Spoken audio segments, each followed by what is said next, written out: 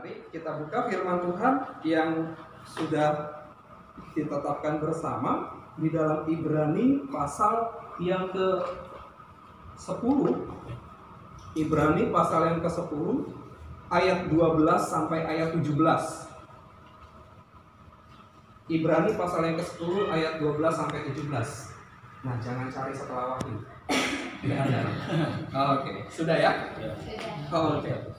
Ibrani 10 ayat 12 sampai 17 kita baca bersama-sama, bergantian, bersama-sama tapi secara bergantian. Dari saya kemudian saudara-saudara yang kasih Tuhan, ayat 12 sampai ayat yang ke-17. Demikian firman Tuhan Ibrani pasal 10 ayat 12 sampai 17. Tetapi ia telah mempersembahkan hanya satu korban saja karena dosa. Ia duduk untuk selama-lamanya di sebelah kanan Allah. Dan sekarang ia menantikan saatnya di mana musuh-musuhnya akan dijadikan tumpang kakinya. Sebab oleh satu korban saja ia telah menyempurnakan untuk selama-lamanya mereka yang dikuduskan.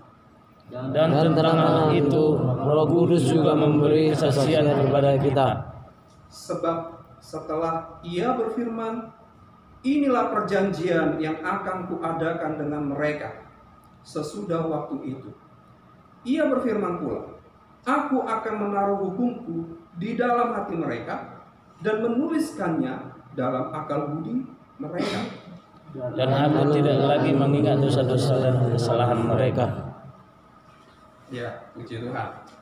Tema yang kita angkat bersama adalah fellowship in love. Kita samakan dulu persepsi kita. Apa itu fellowship? Nah, kira-kira harus sama. Siapa di sini yang kuliah bahasa sastra Inggris? Hah? Ada? Oh, nggak ada. Kalau gitu kita samakan dulu. Kalau ada biar beliau lah yang menjelaskan, kan gitu kan? Ya, saya percaya kita ini orang-orang pintar semua, terpelajar semua. Nah, maka kita berpikir ya, apa yang kita pahami supaya kita sama pengertian fellowship itu apa?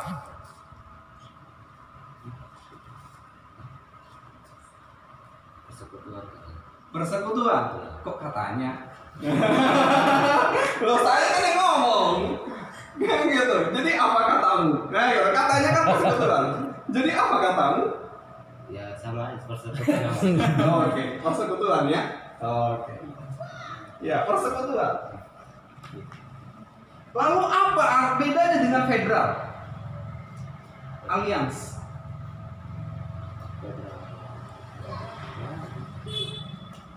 Aliansi kan gitu, aliansi kan dari resapan bahasa dari bahasa Inggris, bahasa Indonesia, resapan dari bahasa Inggris, aliansi. Kan gitu juga, sama-sama persekutuan. Apa bedanya dengan fellowship?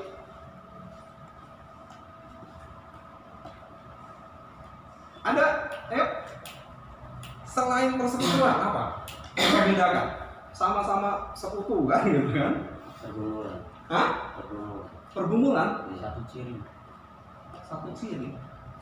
Apa kaitannya dengan persekutuan? Ini ada ciri khusus sendiri ya. Kalau aliansi ya di antara ciri-ciri itu sendiri. Oke, kalau aliansi biasanya menjadi satu karena punya tujuan. Cirinya adalah membangun kekuatan, entah itu ekonomi, entah itu militer, entah itu apapun. Maka ada istilah negara-negara aliansi, gitu ya. Lalu fellowship? Nah, kan kembali lagi harus tahu dong fellowship itu apa?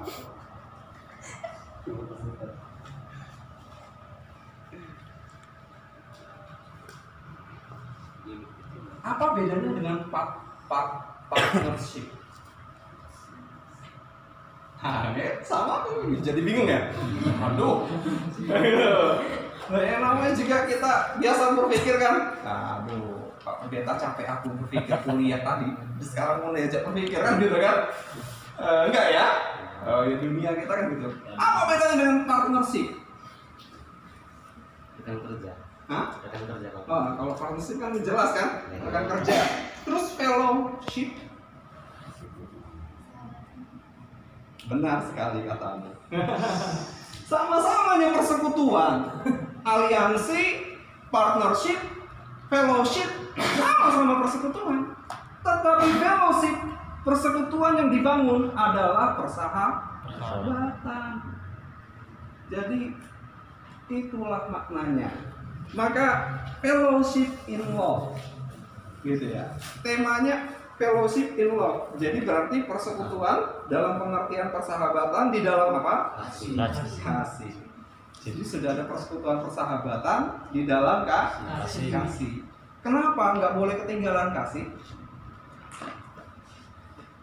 Karena kadang-kadang orang suka keliru dengan dia sahabatku. Biasa orang menyebut sahabat pertama karena teman sejak kecil. Dari kecil tetangga main, kemudian SD, kemudian SMP, kemudian SMA, sampai kuliah pun temenan. Tanpa sadar kita bilang dia sahabatku. Wah, ada juga sampai menikah gitu ya. Puji Tuhan nggak enak gitu ya, ketemu dari kecil sampai menikah. Ya. Yang kedua, ada orang berpikir bahwa sering sebut sahabat itu adalah sering dengar curhat. Jadi cuma kamu yang suka dengerin aku curhat. Wah, biasanya ini kan yang kaum Hawa. Ya, female ya, kaum Hawa. Curhat. Yang lain mah nggak peduli dengan aku. Laki-laki juga ada, bisa juga kayak gitu ya. Banyak pergumulan, kemudian ada teman yang kita cerita dia ngerti, wah seneng banget. Tanpa sadar kita orang banyak sebut sahabat. Nah yang ketiga, ada juga orang menyebut sahabat ketika orang lain itu suka dukung aku. Jadi aku ada pergumulan, aku gini, ayo semangat, wah gitu. Kemudian, aku menang dalam pertandingan sepak bola, wis hebat. Aku barusan tadi habis nonjokin orang, wis kamu bagus, wah gitu. Aku habis nyuri orang, nyuri HP orang, wis dapat apa? Samsung A60, 70 gitu. Wih keren, bagi dong. Wah, karena sering dukung, mau yang buruk, mau yang bagus, mau yang jelek, semua didukung. Wah. Ketemu di rumah, larang-larang nih orang tua, bukan sahabatku lah. Beda dengan si itu tuh, sahabatku banget ya, dukung aku kan gitu kan. Nah seringkali tanpa disadar sahabat seperti itu. Tapi tahu gak? Perlu dibangun sahabat itu dalam kasih, persekutuan sahabat. Kenapa? Karena ketika seorang menyebut sahabat karena teman sejak kecil, pasti sahabat itu bisa meninggalkan kita. Karena ketika kita menyebut seorang sahabat kita oleh karena sering dengar curhat, hati-hati, bisa jadi siaplah kita untuk dikhianati. Karena ketika kita menyebut seorang itu sahabat dalam hidup kita karena suka dukung aku walaupun buruk juga didukung, hati-hati kita orang yang mudah dimanfaatkan oleh orang itu. Maka sahabat yang keempat seharusnya disebut sahabat, ada juga orang yang peka terhadap hal ini. Kehadirannya itu membentuk pribadi saya jadi lebih baik. Itu kadang orang sadar, itu sahabat saya. Nah, itu persekutuan sahabat yang dibangun oleh Tuhan Yesus. Dimana ketika aku mengasihimu bukan supaya kamu melakukan apa yang kuinginkan. Tidak. Tuhan membangun persekutuan kasih, di mana ketika aku mengasihimu, engkau menjadi sejahtera. Itu yang harus ada di tempat kita. Bahwa persekutuan kita, teman-teman yang lain, saudara dan keluarga ini adalah saudara di dalam Kristus, keluarga di dalam Kristus. Bersyukur kita dipanggil percaya. Bangunlah persekutuan itu dengan kasih yang mensejahterakan satu dengan yang lain. Jangan pernah kita membangun persekutuan, fellowship, melakukan kasih, tapi supaya saya itu dapat apa yang mau saya inginkan. Hati-hati dengan itu. Kalau itu yang kita bangun, siap, nggak akan lama kita di sini. Siap kita mudah kecewa. Kenapa? Karena segala sesuatu tidak selalu, kebanyakan tidak sesuai dengan apa yang kita harapkan.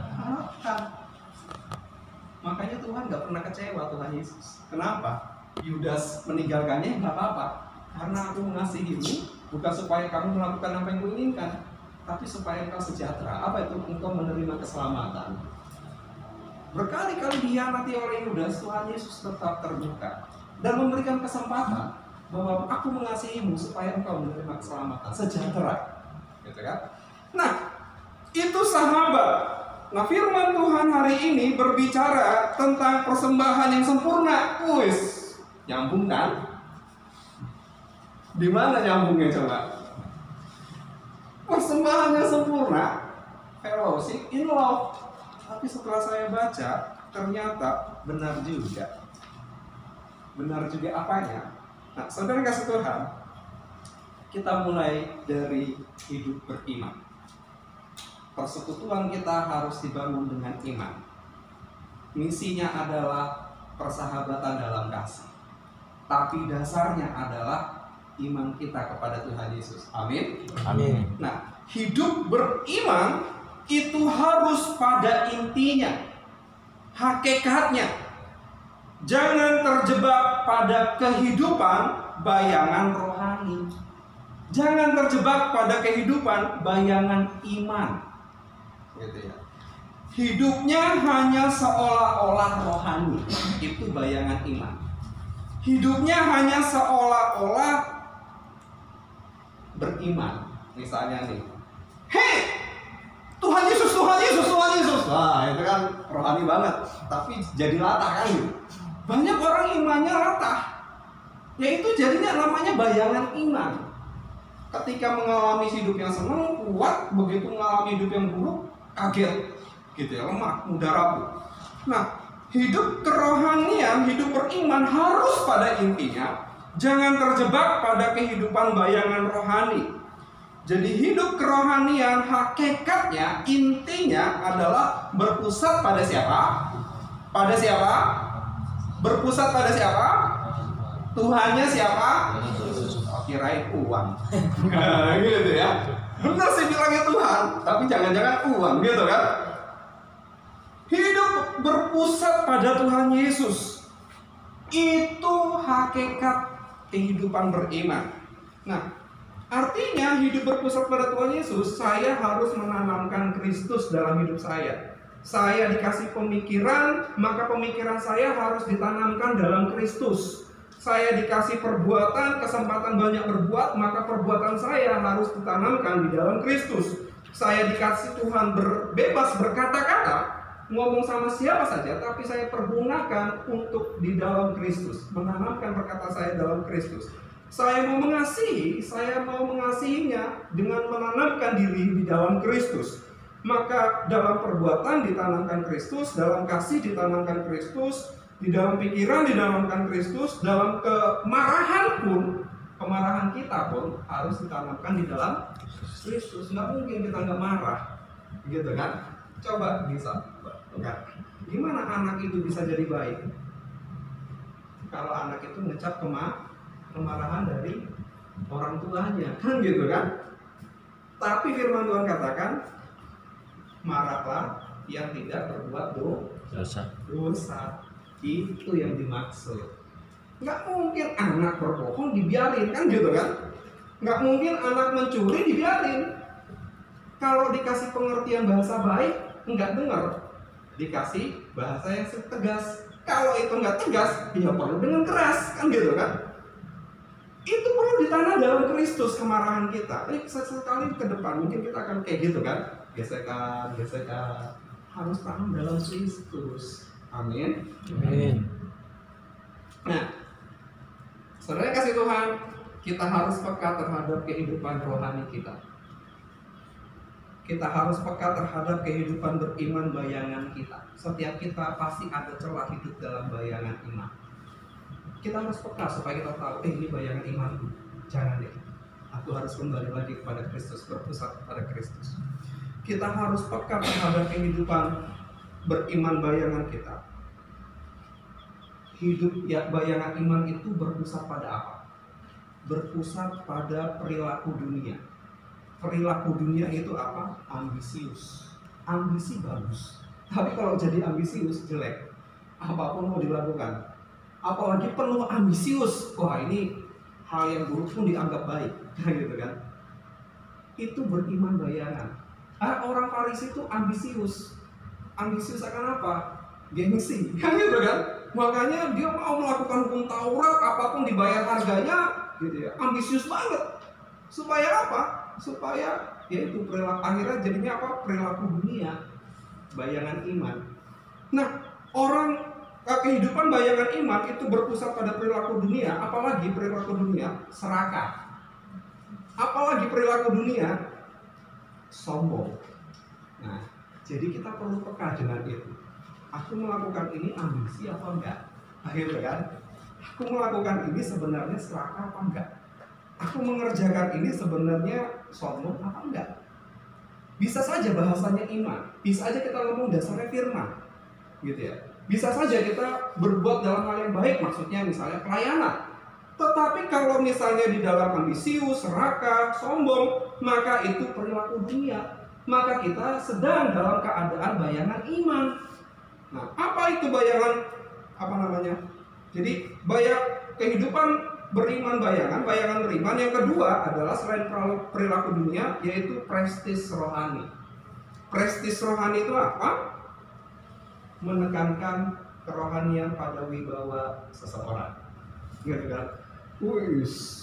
Yang penting pakaiannya seperti menteri. Tapi hatinya seperti minta-minta. Pribadinya kan gitu kan? Pakaiannya menteri, rohani banget gitu ya. Tapi mentalnya minta-minta. Pengennya dapat berkat, pengennya dapat itu. Nah, itu namanya prestis rohani. Wah, bergaya-gaya sesalib pakai salib gitu ya, salibnya banyak sini gitu ya. Kalau perlu ditato di gigi gitu ya. Bisa apa enggak? Ya enggak salah sih gitu ya. Tapi bukan itu sebenarnya. Itu malah jadi bayangan rohani. Nah, yang lagi? Prestis rohani itu menekankan pada wibawa, kemudian kedua tentang menekankan kepada kemampuan rohani. Itu prestis rohani. Orang yang bayangan beriman kadang-kadang perilaku prestis rohaninya adalah menekankan kemampuan rohani. Jadi kalau ada orang yang sekali ngomong sembuh, orang itu benar. Kalau ngomong sembuh, itu namanya menekankan kemampuan rohani. Wah, ikut sana aja lah. Jadi kita pengen itu. Kemudian menekankan kepada kemampuan rohani lagi adalah setiap berdoa dijawab Tuhan. Wah, jadi pengen doa terus. Nah, itu menekankan pada kemampuan rohani. Itu memang rohani, tetapi sebenarnya keadaannya bayangan rohani. Maka kita perlu peka terhadap kehidupan bayangan rohani kita masing-masing. Karena iblis senang dengan itu. Iblis selalu lihat peluang itu, dan ketika ada, maka disulut sedikit, meledak membakar. Kita harus peka dengan itu. Nah, firman Tuhan pada perikop yang kita baca adalah orang yang menerima kepastian keselamatan. Jadi saya menerima kepastian keselamatan dari Tuhan adalah mereka yang hidupnya berpusat kepada Kristus. Dibilang di dalam ayat 12 dikatakan gitu ya. Tetapi ia, yaitu Yesus, setelah mempersembahkan hanya satu korban saja karena dosa kita, ia, yaitu Yesus, duduk untuk selama-lamanya di sebelah kanan Allah. Jadi setelah Tuhan Yesus mati, kemudian mengalahkan maut, bangkit pada hari ketiga, duduk di sebelah kanan Allah. Ayat 13. Dan karena ia hanya menantikan saatnya di mana musuh-musuhnya akan dijadikan tumpuan kakinya, itu kedatangan Tuhan yang kedua kali. Kemudian ayat 14, sebab oleh satu korban saja, ia, yaitu Yesus, telah menyempurnakan untuk selama-lamanya mereka, siapa itu? Kita, yang Tuhan Yesus kuduskan. Jadi ternyata yang berpusat pada Kristus, hidupnya pasti dikuduskan Tuhan. Kita kalau datang sama Tuhan, Tuhan kasih tahu dalam kuasa Roh Kudus bahwa aku suka kamu melakukan ini, nak. Apa yang kamu lakukan menjadikan hatiku. Kadang-kadang kan kalau kita berbuat dosa kan kadang-kadang rasa ini ya, rasa bersalah gitu ya, rasa kayaknya gimana, sedih. Nah, itu dorongan Roh Kudus mengajak kita sadar, orang yang gak hidup dalam Tuhan melakukan dosa, perbuatan jahat dianggap itu baik, nggak ada rasa jahatnya. Tapi orang yang dikuasai Roh Kudus peka dengan itu, bahwa kamu pernah berbuat dosa, ini kamu jahat, sedih jadinya, kan gitu. Nah, kalau kita datang kepada Tuhan, datanglah Tuhan ngampuni kita kok, sejahat apapun itu. Dan Tuhan kuduskan kita. Dan itulah Tuhan. Jadi jangan karena Tuhan saya sudah kasih persembahan 10 juta, dosa kita hilang. Enggak. Tuhan saya sudah kasih pelayanan seumur hidup, dosa kita hilang. Enggak. Tuhan saya sudah kasih perpuluhan, dosa kita hilang. Enggak. Tuhan saya sudah kasih banyak kepada orang-orang, mengasihi, engkau tahu perbuatan mereka, dosa kita hilang. Enggak. Kalau karena itu dosa bisa hilang, lebih baiklah kita hidup dalam Taurat, gitu kan? Sembelih kambing yang bagus, gitu kan? Terus kemudian kita, kudus gitu ya. Tapi kalau Tuhan lihat nggak bisa, maka Tuhan Yesus harus datang menggantikan kita. Nah, itulah yang disebut dengan bayangan iman. Nah, saudara-saudara kasih Tuhan, oleh karena itu kehidupan kita, firman Tuhan katakan, hukum Taurat hanya bayangan saja dari keselamatan yang akan datang. Orang yang hanya berpusat pada aturan-aturan rohani saja tidak beroleh keselamatan. Hal itu yaitu yang hanya mengikuti aturan-aturan rohani saja itu bukan hakikat keselamatan, hakikat iman bukan. Tapi orang yang beriman pasti dia mengikuti aturan-aturan rohani. Tapi orang yang mengikuti aturan-aturan rohani belum tentu dia berpusat kepada Tuhan Yesus. Sampai sini bisa dipahami? Nah, oleh karena itu kehidupan beriman kita harus pada intinya, yaitu Tuhan Yesus. Amin. Percayakah kita? Percaya. Jika demikian, maka firman Tuhan berkata di ayat 16, kita baca bersama, ayat 16 ya, 3, 2, 1. Sebab setelah Ia berfirman, inilah perjanjian yang akan kuadakan dengan mereka. Sesudah waktu itu, Ia berfirman pula, Aku akan menaruh hukum-Ku di dalam hati mereka dan menuliskannya dalam akal budi mereka. Inilah yang kita alami. Jadi nggak susah-susah. Hukum rohani bukan beban buat kita, tetapi hukum rohani justru menyenangkan kita. Malah kita bergerak otomatis untuk mengerjakannya. Artinya kehidupan beriman bukan seperti pakaian. Pakaian itu kan kadang kita pilih ya. Kalau mau ini pakaiannya ini, acaranya ini pakaian ini. Oh, gitu. Kalau di gereja saya harus beriman. Kalau di luar gereja nggak usah lah. Kalau di rumah ya iman sedikit lah, nggak apa-apa lah. Bukan gitu. Terserah kita. Pakaian kan gitu ibaratnya. Maaf, saya minum dulu ya. Enaknya kalau mimpin firman gini. Besok sampai mau gantian.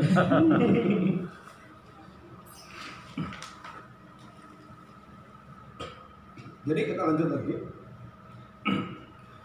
Artinya kehidupan rohani bukan seperti pakaian, bisa kita tanggalkan kemudian atau sesuka-suka kita, mood kita, bukan.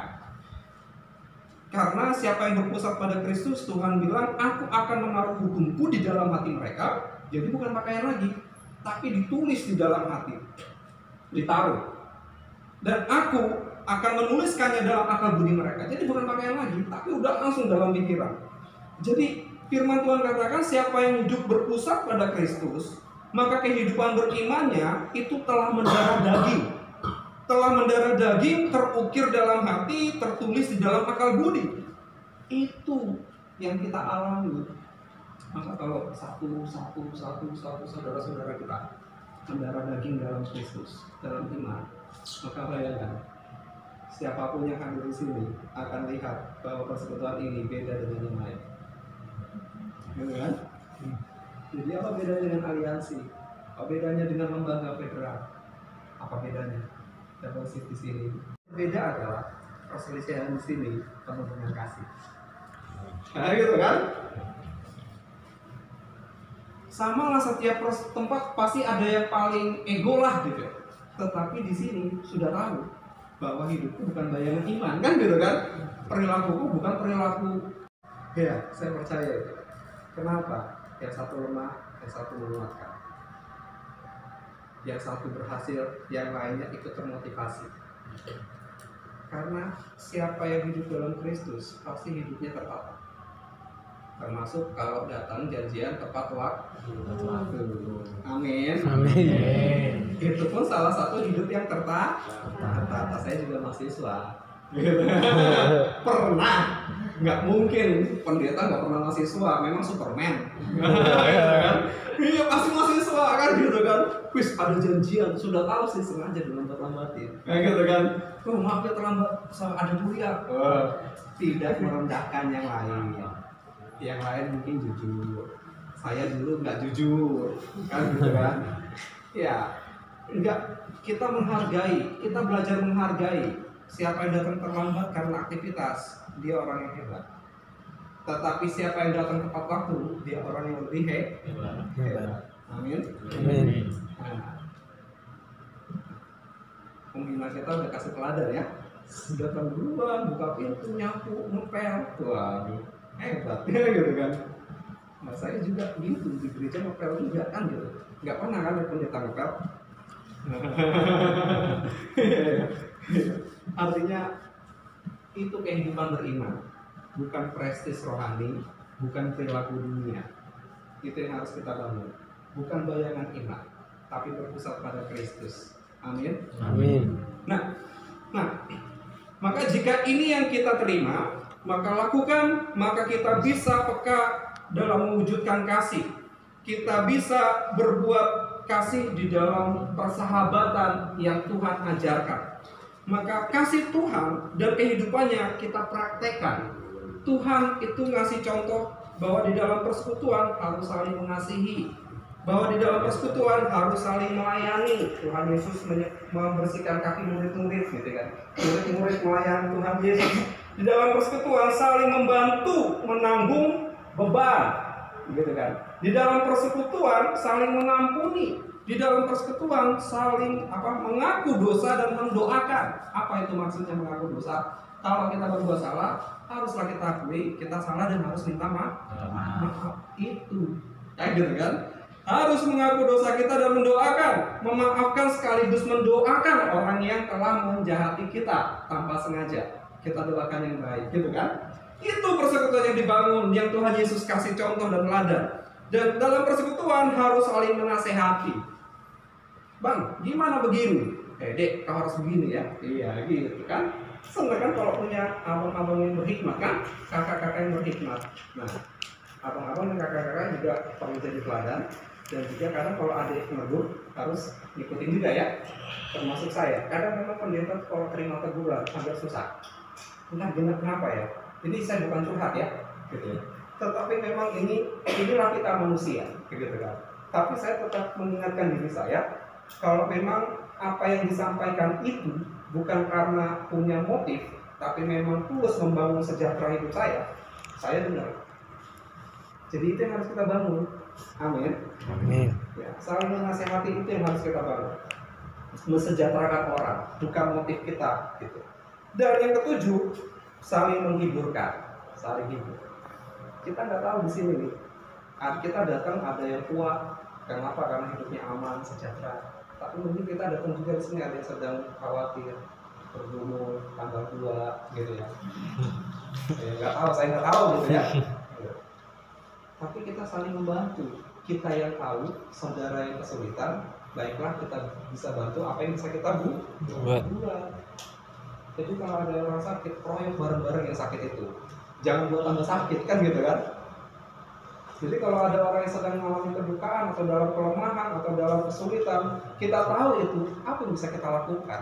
Memang nggak melulu tentang uang, tetapi apa yang bisa kita perbuat bisa jadi itu mensejahterakan saudara kita. Amin. Amin.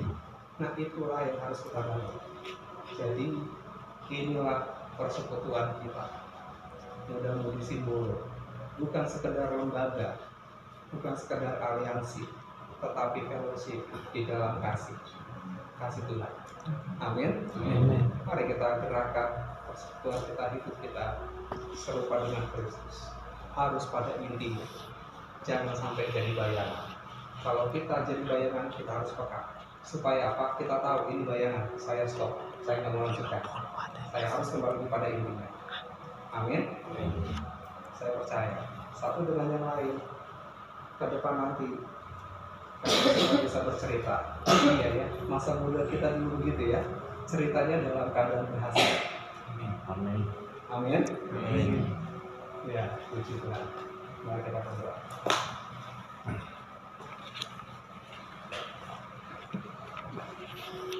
Kami senang Tuhan. Tuhan mengumpulkan kami di tempat ini dalam persaudaraan di dalam Kristus. Kami mudah-mudahan simbolon semua yang hadir di sini. Kami bersyukur atas firman yang boleh kami terima. Biarlah firman ini kami tanam dalam hati dan Tuhanlah yang membuahkan dalam hidup kami. Berilah kami pengertian yang lebih dalam lagi dari firman yang kami terima. Jadilah kekuatan dalam hidup kami. Jadilah firman yang membangun kehidupan kami lebih baik, yang mensejahterakan kami. Dan jadilah firman yang membentuk kami serupa dengan Engkau Tuhan Yesus. Kami rindu persekutuan muda-mudi ini terus mengalami hal yang baik, kami mengucap yang baik, membangun sesuatu yang baik. Hanya hormat kemuliaan bagi nama Tuhan. Terima kasih Tuhan, jadilah kehendak-Mu dalam